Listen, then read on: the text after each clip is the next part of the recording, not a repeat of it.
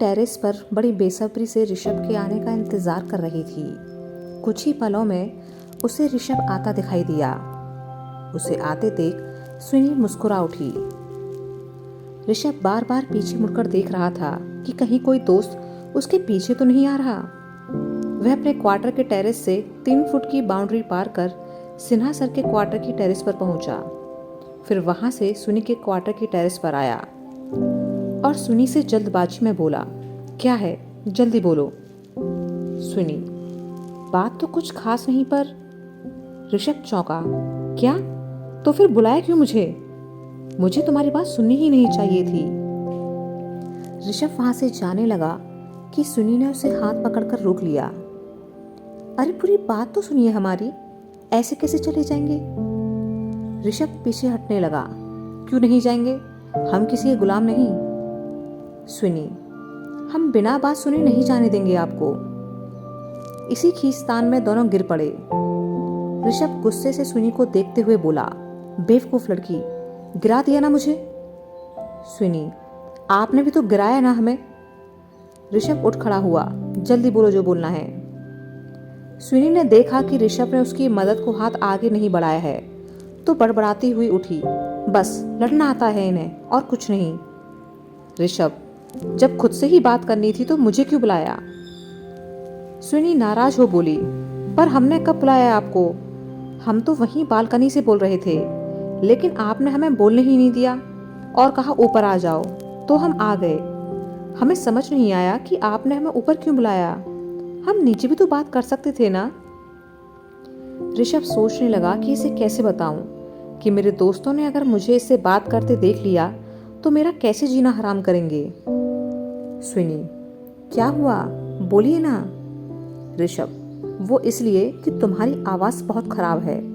दूर से बोलती तो तेज बोलना पड़ता और फिर वह आवाज मेरे कानों में चुभती, इसलिए मैं यहाँ आ गया। अब बात कहो और जाओ यहाँ से। सुनी हैरान सी बोली, आपको हमारी आवाज खराब लगती है? लेकिन हमें तो सभी कहते हैं कि हमारी आवाज बहुत अच्छी है। ऋषभ, वो सब झूठ बोलते होंगे, पर मुझे किसी की झूठी तारीफ करना नहीं आता। सुनी, हम पूछ रहे थे कि उस कॉलर का कुछ पता चला क्या? ऋषभ बार बार पीछे अपनी टेरेस की तरफ देखते हुए बोला, नहीं, अभी मैं अपने काम में बिजी चल रहा हूँ, लेकिन जल्दी पता कर लूंगा। तुम्हें इस मामले में परेशान होने की जरूरत नहीं है। ऋषभ जाने लगा कि सुनी ने टोका, हमें एक और सवाल पूछना था। ऋषभ, पूछो। सुनी, हम पूछ रहे थे कि आप इतने हड़बड़ाए हुए क्यों हैं? कहीं आपको डर तो नहीं कि आपके दोस्त यहाँ ना आ जाएं? ऋषभ हैरान सा उसे देखने लगा। नहीं तो, मुझे कुछ काम है। सुनी, ठीक है, पर आप प्लीज 2 मिनट इत्मीनान से तो बैठिए ना। ऐसे जल्दी जल्दी करेंगे तो हम भूल जाएंगे कि हमें कहना क्या है। ऋषभ गुस्से से सुनी को घूरने लगा तो सुनी ने डर कर नजरें नीचे कर ली। ऋषभ अब जाकर धम से बाउंड्री वॉल पर बैठ गया, लेकिन जितनी तेजी से वो बैठा उतनी ही तेजी से उठ खड़ा हुआ। सुनी चौंकी, क्या हुआ? ऋषभ जल्दबाजी में बोल पड़ा, बहुत ठंडी हो रही है दीवार। यह सुनते ही सुनी की हंसी छूट गई और वो जोर से हंसने लगी। यह देख ऋषभ छेंप गया, तो क्या गलत कहा मैंने? सच में बहुत ठंडी है। यकीन नहीं है तो खुद बैठकर देख लो। सुनी, तो इसमें क्या है, हम तो रोज शाम यहाँ। कहते हुए सुनी बाउंड्री वॉल पर बैठी कि हड़बड़ा कर उठ गई। इस बार हंसने की बारी ऋषभ की थी। वह खुलकर हंस पड़ा, क्या हुआ डॉक्टर, उठ कैसे गई तुम? इस कहानी सुनी, की लेखिका नीला सॉरी। शर्मा है। सुनी ने कुछ सोचा, फिर अपनी शॉल निकाल बाउंड्री वॉल पर रख दी।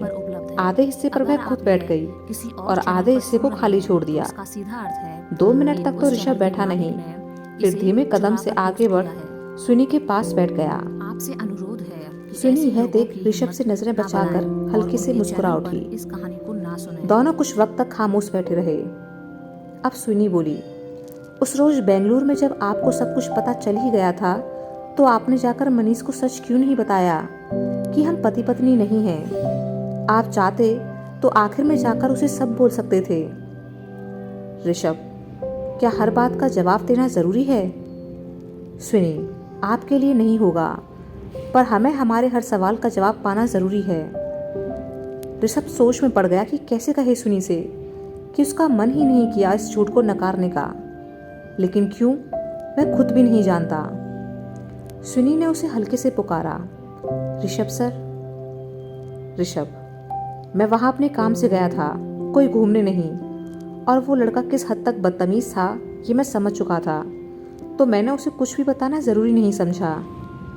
सुनी, थैंक यू। ऋषभ, दोनों एक बार फिर खामोश हो गए। ऋषभ अपने फ़ोन को निकाल कुछ मैसेज चेक करने लगा। सुनी ने जब देखा कि ऋषभ का ध्यान फ़ोन पर है तो वह उसे देखने लगी। थोड़ी देर बाद ऋषभ को सुनी की नज़रें खुद पर महसूस हुईं, तो उसने चेहरा उठाकर उसकी ओर देखा। सुनी खुद को यूं रंगे हाथ पकड़े जाने पर हड़बड़ा गई। उसने जल्दी से अपना चेहरा दूसरी ओर कर लिया। ऋषभ सोच में पड़ गया कि लड़की उसे ऐसे क्यों देख रही थी। वह उठने को हुआ। अगर तुम्हारे सवाल हो गए हो तो मैं चलूं? सुनी का मन तो नहीं था उसे जाने देने का। वह उसके साथ कुछ और वक्त तक बैठना चाहती थी, लेकिन रोकती भी किस हक से। वो अनमने से मन से बोली, ठीक है। ऋषभ उठकर जाने लगा कि सुनी ने उसे फिर से टोका, सर 1 मिनट। ऋषभ ने पीछे मुड़कर उसकी ओर देखा। अब क्या है? सुनी चेहरे पर मुस्कान लिए बोली, thank you so much. Rishabh, और ये किस लिए? सुनी, आपने हमें इतनी सारी चॉकलेट्स दी और ऊपर से वो सॉरी भी बोला था ना, इसलिए। ऋषभ को कुछ समझ नहीं आया कि क्या कहे। वह वापस मुड़ अपने रास्ते चला गया। सुनी उसे जाते हुए देख रही थी। तारा अपने साथ अचानक हुई इस हरकत से चौंक गई। उसने उठकर पीछे मुड़कर देखा तो हैरान रह गई। वह अपने सामने खड़े इंसान को अविश्वास से ऊपर से नीचे तक देखने लगी। अगले ही पल उसकी हंसी छूट गई। तारा अपना पेट पकड़कर जोर जोर से हंसने लगी। ये क्या होलिया बना रखा है तूने? कुछ भी कहो, लेकिन तू बहुत फनी लग रही है। सामने मौली खड़ी थी, जिसने जीन्स और शर्ट पहने हुए थे। दोनों ही उसके हिसाब से काफ़ी बड़े थे। उसने शर्ट की बाजुओं को फोल्ड किया हुआ था, वैसे ही जीन्स को भी नीचे से फोल्ड किया था। वह चेहरे पर मुस्कुराहट लिए तारा को देख रही थी। उसने जब देखा कि तारा की हंसी रुकने का नाम नहीं ले रही है, तो वह उसे चुप होने का इशारा करते हुए बोली, चुप हो जा, वरना कोई आ जाएगा और मेरी सारी मेहनत बर्बाद हो जाएगी। तारा अब चुप होने की कोशिश करने लगी। यह सब क्या है मौली? मौली, एक बार मेरी तरफ गौर से तो देख। तारा ने मौली की बात पर ध्यान दिया और फिर उसे गौर से देखने लगी। अगले ही पल उसकी हंसी अपने आप बंद हो गई। वह चौंकी। ओए पागल, ये तो मेरे। मौली अब आवाज भारी करते हुए बोली, कबीर के कपड़े हैं ना? एक बात बताओ तारा, जब मैं ही कबीर हूं तो अपने कपड़े पहनने में कैसा हर्ज है? हाँ, तुम्हारी याद में थोड़ा दुबला पतला हो गया हूं, पैरों की एड़ियां घिस गई हैं चलते चलते, इसलिए हाइट भी 6 फुट से कम होकर 5 फुट 3 इंच रह गई है। इसलिए सारे कपड़े मुझे फिट नहीं आ रहे। तारा समझ गई कि मौली मस्ती के मूड में है। वह हाथ बांधकर खड़ी हो गई। अच्छा, तो ऐसी बात है। मौली शर्माने का नाटक करते हुए बोली, तारा यार ऐसे नहीं देखो, मुझे शर्म आती है। कहते हुए उसने अपना चेहरा हाथों से ढक लिया। तारा अपनी हंसी रोकने की कोशिश करते हुए बोली, तुम्हारी इसी अदा पर तो मैं फिदा हूं कबीर। मौली, पता है तारा, अपनी लाइफ में मैंने 2 ही काम सबसे ज्यादा किए हैं, एक तो अपनी ड्यूटी और दूसरा शर्माना। तारा हंसने लगी और मौली के पास जा उसके कंधे पर सिर रखते हुए बोली, बात तो एकदम सही कही है तुमने मेरे शर्मीले राजकुमार। मौली, कभी कभी मैं सोचता हूँ कि हम दोनों में से पति कौन है, क्योंकि तुम्हारी हरकतें ही ऐसी हैं, जब देखो अपनी उल्टी सीधी हरकतों से मुझे छेड़ती रहती हो और मैं शर्म से लाल होता रहूं। अब बंद करो ये सब। हालत तो ऐसी हो गई है मेरी कि सभी मुझे तुम्हारा नाम ले लेकर चिढ़ाते रहते हैं। पता है कितना अजीब लगता है ये सब। तारा, तुम एक काम करो फिर, अपना नाम बदल कर शर्मीले सिंह राठौर ही रख लो। कबीर बाबू, तुम्हारा यही भोलापन तो मुझे सबसे ज्यादा भाता है। मौली, वैसे तो मैं बहुत खतरनाक हूँ, बस तुम्हारे सामने मेरी चलती नहीं। मैं आतंकियों को डराता हूँ और तुम मुझे डराती हो। मैं जूनियर्स पर हुक्म चलाता हूँ और तुम मुझ पर हुक्म चलाती हो। समझ नहीं आता क्या करूँ तुम्हारा। तारा, ओहो, ये तो बहुत बड़ी गड़बड़ हो गई। मौली, और सुनो, तुम यहाँ सारा दिन मुझे याद करती रहती हो और वहाँ मैं हिचकियाँ ले लेकर परेशान हो जाता हूँ। पता है कितनी दिक्कत होती है मुझे काम करने में। तारा, अच्छा, तुम झूठ बोल रहे हो। हिचकियाँ तो तुम्हें मिर्ची खाकर भी आती हैं, तो क्या कभी उनसे शिकायत करते हो? तारा रूठने का नाटक करने लगी। मौली ने आगे बढ़ उसे गले से लगाया। अरे मेरी तारा तो नाराज हो गई। यार तारा, प्लीज नाराज नहीं हो, तुम तो मेरी जान हो। तुम रूठ जाओगी तो कैसे चलेगा? अब देखो ना, मेरे बाल भी बिगड़ गए हैं हवा से, जरा इन्हें बना दो ना। तारा ने मौली से दूर हट उसके बालों को ठीक किया। ये हवाएं भी ना जब देखो तुम्हारे बालों को बिगाड़ देती हैं। यहाँ तो मैं ठीक कर देती हूँ, तुम्हारा ख्याल भी रखती हूँ, लेकिन वहाँ भला कौन करता होगा ये सब? केवल उनके ऑफिशियल चैनल मौली शर्माते हुए बोली, मेरी फिक्र मत करो, मेरा ख्याल रखने के लिए मेरी दूसरी बीवी है ना वहाँ। तारा गुस्से से बोली, क्या तुमने दूसरी शादी कर ली? मौली हंसकर, अरे नहीं पगली, मैं तो देव की बात कर रहा हूँ, वही तो है मेरी दूसरी बीवी। बहुत ख्याल रखता है मेरा। हम दोनों वहाँ एक दूसरे के साथ बहुत खुश हैं। तुम और मौली बेवजह ही परेशान हो हमारे लिए। तारा ने गुस्से से वहीं पास में रखी एक छड़ी उठा ली। आने दो मेरी सौतन को, उसे तो मैं बाद में देखूंगी, लेकिन पहले तुम्हारे सर से उसका भूत उतार दूं। उसने मौली का कान पकड़कर खींच लिया और हल्के से उसे छड़ी से मारने लगी। आज तुम्हारी खैर नहीं बदमाश, तुम्हें बड़ा मजा आता है ना मुझे तंग करने में। मौली उससे छूटकर भाग गई। तारा, लग जाएगी सच में। तारा, लगेगी तो अब। मेरे कबीर का मजाक उड़ाती है तू, पास तो आ जरा। थोड़ी देर की भागदौड़ के बाद दोनों थक कर बैठ गईं और हंसने लगीं। तारा, सच में देव से कभी कभी मुझे बहुत जलन होती है। मौली, मुझे भी। तारा हैरानी से बोली, देव से? तुझे? मौली, नहीं, कबीर से। दोनों हंस पड़ी। उधर कबीर अपने कमरे में परेशान सा घूम रहा था। उसे बार बार हिचकियां आ रही थीं। देव उसके पास आया और पानी का ग्लास उसके हाथ में थमा दिया। ले पी ले, अब क्या मिर्ची खा ली तूने? कबीर पानी पीकर बोला, कहाँ यार, कुछ भी तो नहीं खाया। देव, फिर ये हिचकियां क्यों ले रहा है मेरे यार? कबीर, पता नहीं यार। देव, लगता है अपने यार को कोई बड़ी शिद्दत से याद कर रहा है। अरे कोई और ही क्यों, जरूर तारा भाभी जी याद कर रही होंगी। कबीर छिप गया। कुछ भी मत बोल तू। देव हंसने लगा, तो इसमें शर्माने वाली बात क्या है? अरे भाई, बीवी अपने पति को याद नहीं करेगी तो क्या पड़ोसी को याद करेगी? कबीर मासूमियत से बोला, लेकिन यार तेरी भी तो बीवी है, फिर तुझे हिचकियां क्यों नहीं आती?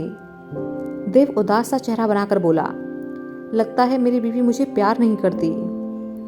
कबीर, तू मेरी दोस्त पर शक कर रहा है, मारूंगा अभी पकड़ के तुझे। देव रुआंसा सा बोला, तू मुझे डांट रहा है। कबीर हंस पड़ा, क्योंकि तू मेरी दोस्त को गलत बोल रहा है। देव, लेकिन तू मेरा भाई है। कबीर ने अपना सिर पकड़ लिया। हे भगवान, क्या करूं मैं इस पागल का? देव ने आगे बढ़ कबीर को गले से लगा लिया और हंसते हुए बोला, ज्यादा कुछ नहीं, बस एक झप्पी ही काफी है मेरे यार की। कबीर हंसकर कुछ बोलता कि सामने दरवाजे की तरफ देख चुप हो गया। देव की नजर भी उस ओर गई तो हंसने लगा। सामने हाथ बांधकर खड़ा मंजीत मुंह फुलाए उन दोनों को देख रहा था। मतलब कि मैं जरा इधर उधर हुआ नहीं कि तुम दोनों की लव स्टोरी शुरू हो जाती है। मैं ही फालतू हूं ना यहाँ, जो तुम दोनों की दोस्ती के बीच में आ रहा हूं। ठीक है, आज के बाद मैं कभी तुमसे बात नहीं करूंगा। यह सुन देव और कबीर गंभीर से उसे देखने लगे। कबीर उसके पास आया। ऐसे क्यों बोल रहा है मंजीते? तू भाई है मेरा। मंजीत, नहीं, तू बस इसी का है। जा रहा हूं मैं, और आज से हमारी दोस्ती खत्म। मंजीत वहां से जाने लगा कि कबीर ने उसे पकड़ लिया। ऐसे नहीं बोल यार, जैसे मेरे लिए देव है वैसा ही तू है। पीछे खड़ा देव उसके पास आकर बोला, अभी पीकर आया है क्या मंजीते? कैसी बातें कर रहा है? मंजीत गुस्से से देव को देखने लगा। कबीर और देव उसके इस रूप को देखकर हैरान थे। अगले ही पल मंजीत जोर से हंसा। डरा दिया ना तुम दोनों को? कैसे चेहरों का रंग उड़ गया है तुम्हारे। देव चौंका। तू नाटक कर रहा था? मंजीत, और नहीं तो क्या, तुम दोनों को उल्लू बना दिया मैंने। देव और कबीर ने एक दूसरे की ओर देखा। अगले ही पल देव ने कमरे का दरवाजा बंद कर दिया। कबीर अपनी शर्ट की बाजुएं ऊपर करते हुए बोला, मंजीते, तूने कभी दिन में तारे देखे हैं? मंजीत हंस पड़ा। यार तारे तो दिन में थोड़ी दिखते हैं, वो तो रात में नजर आते हैं। देव भी अब बाजुएं ऊपर कर बोला, हाँ, लेकिन आज और इसी वक्त हम दोनों तुझे दिन में ही तारे दिखाएंगे। मंजीत को अब शक हो गया कि उसके साथ क्या होने वाला है। वह जैसे ही भागने को हुआ कि कबीर और देव ने उसे पकड़ लिया और उठाकर बिस्तर पर फेंक दिया और लगे उसकी धुलाई करने। पर यह धुलाई अलग थी। दोनों दोस्त उसे गुदगुदी कर रहे थे। मंजीत का हंस हंस कर बुरा हाल हो रहा था। देव, अपने बाकी दुश्मनों को तो हम दौड़ा दौड़ा कर मारते हैं, लेकिन तुझे हंसा हंसा कर मारेंगे। कबीर, तारे नजर आ रहे हैं नहीं मंजीत साहब? मंजीत हंसते हुए हाथ जोड़कर माफी मांगने लगा। अरे सब नजर आ गया, माफ कर दो, नहीं करूंगा, सच्ची नहीं करूंगा। बंद करो गुदगुदी वरना मेरी जान निकल जाएगी। कबीर और देव रुक गए। मंजीत उन्हें धक्का देकर जल्दी से उठा और दरवाजा खोल बाहर भाग गया।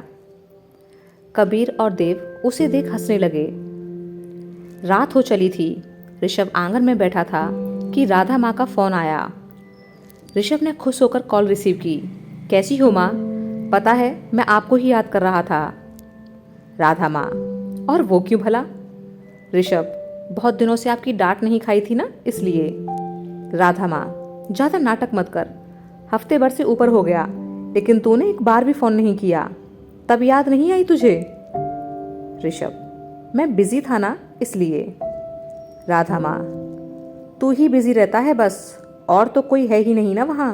सारा काम आर्मी वाले तुझे ही देते हैं, बाकी सब तो वहाँ तमाशा देखने जाते हैं तेरा। ऋषभ हंसने लगा तो माँ ने डांट दिया, चुप बेशर्म, मैं डांट रही हूँ और तू हंस रहा है। ऋषभ बच्चों की तरह मुंह फुलाकर बोला, क्या आप हर वक्त बच्चों की तरह मुझे डांटती रहती हो? जब देखो मुझे डांट पड़ती है। वो देव और मंजीत तो। राधा माँ, वो दोनों तो है ही नालायक, अपनी बीवियों की ही डांट खा लेते हैं, मेरी डांट की जरूरत नहीं है। ऋषभ, और रोहन? राधा माँ, वो ऐसी कोई हरकत करता ही नहीं है कि डांट पड़े। ऋषभ, अच्छा, और आपकी आंखों का तारा, आपका राज दुलारा कबीर? राधा माँ, उसका तो तू नाम ही मत ले, आजकल उसे खूब डांट पड़ रही है तेरी वजह से। तेरा साथ देता है ना वो। अच्छा सुन, किसी काम के लिए फोन किया था मैंने तुझे। ऋषभ, अरे घोर कलयुग है यार, आजकल माएँ भी काम के लिए ही फोन करती हैं। राधा माँ, बात नहीं बना, ये बता कि कोई लड़की पसंद आई या बस यूं ही बंदूकों के साथ खेल खेल कर जिंदगी गुजारनी है? माँ ही अपने आंगन में आई। ऋषभ की आवाज सुन वो दीवार के पास आकर खड़ी हो उसकी बातें सुनने लगी। इतने में सुनी और राशि अपने क्वार्टर से निकल ड्यूटी के लिए जाने लगी कि तभी राशि की नज़र माही पर पड़ी तो सुनी के साथ उसके आंगन में आ गई। माही ने उन्हें देखा तो चुप हो ऋषभ की बात सुनने का इशारा किया। सुनी तो मना कर रही थी पर राशि और माही ने उसे पकड़ लिया।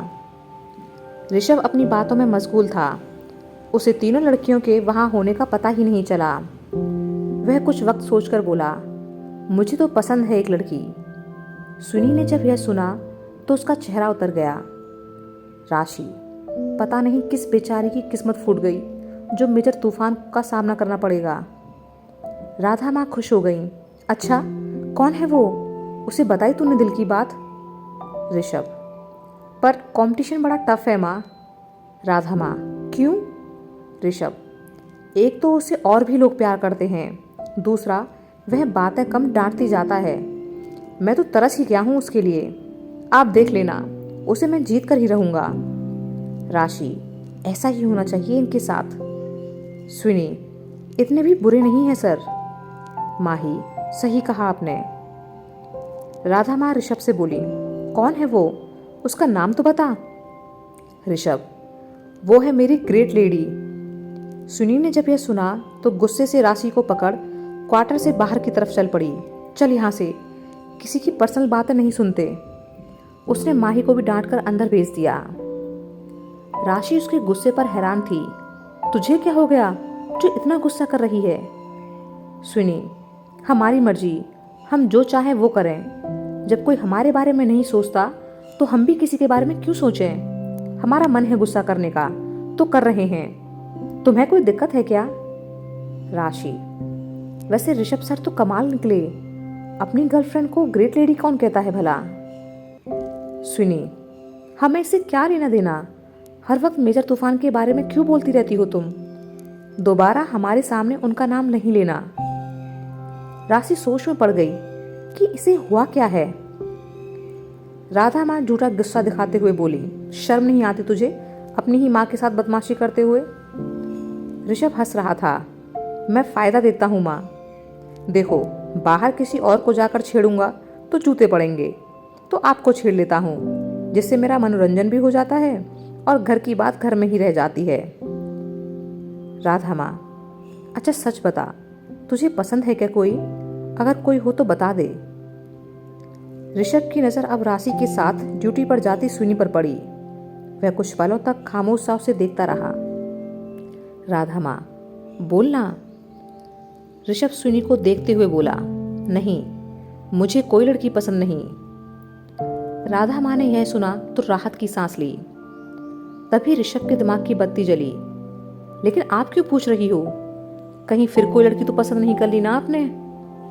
राधा माँ, नहीं तो मैं तो वैसे ही पूछ रही थी कि शादी वगैरह का मूड बना या नहीं।